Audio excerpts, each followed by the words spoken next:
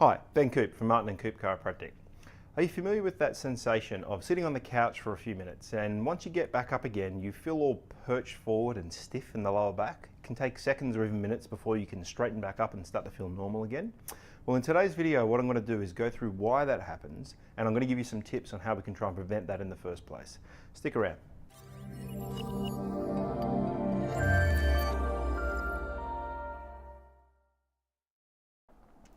All right, let's get started. So the first thing I'm going to say is if you haven't already watched our Principles of Sitting video, I'm going to suggest you watch that first.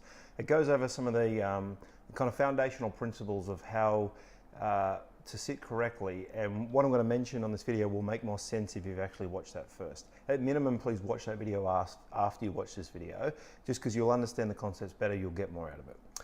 Okay, so to summarize the other video that I'm referencing, the key principle with sitting is when you sit, you should always be sitting with your hips higher than your knees.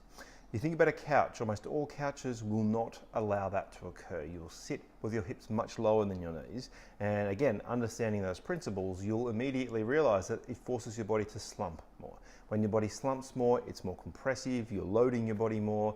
It's bad for all the tissues, the joints, the muscles, the discs in your spine. It actually pulls you out of alignment. And then that familiar getting up, feeling kind of perched forward and trying to straighten up as you stand up off the couch, that becomes the issue as a consequence. So I'm going to demo that. I'm going to show you this couch. This is my couch at home actually, and this is a better couch than most couches. I'm going to explain that why when I go over some of the principles of picking the right couch in a second, but I'll just show you here, even with this couch, as I sit in this position and I allow my body to relax and slump, I'll just do that now, it wants to compress, right? I can immediately feel there's a pressure through my mid-back, a pressure down through my lower back. If I sat here for too long, I'm going to start to feel stiff and sore, and I'm certainly going to be aware of that stiff kind of stuck forward position as I stand up. So you can see immediately that most couches are problematic, and again, you think of most couches, they're actually worse than this one, and so it would even be more problematic. How do we fix that? How do we avoid it? First thing is you could just avoid the couch. There's plenty of clients that I have that actually just don't sit on couches because they always feel worse with them and they always feel it's like a problem for their body. And you know what? That might actually be the best solution for many people. I know a lot of people who actually sit in front of their couch on the hard floor or even just lay on the floor because they feel better in their body for it. And I actually advocate that. I recommend it. In fact, it's sometimes better than trying to modify your couch. But the majority of you here who are watching this are actually here to learn how to try and fix your couch. And so that's what I'm going to go through. So, in reference to couches, basically you could break it down into three things. The firmness or softness of the couch you're sitting on, the height, so how high off the ground the actual couch is, and the depth, how far the front of the couch to the back of the couch actually is. And what you essentially want is a couch that's shallow in depth, high in height, and firm, right? Most couches are deep in depth, low in height, and soft, so they become problematic for people's bodies.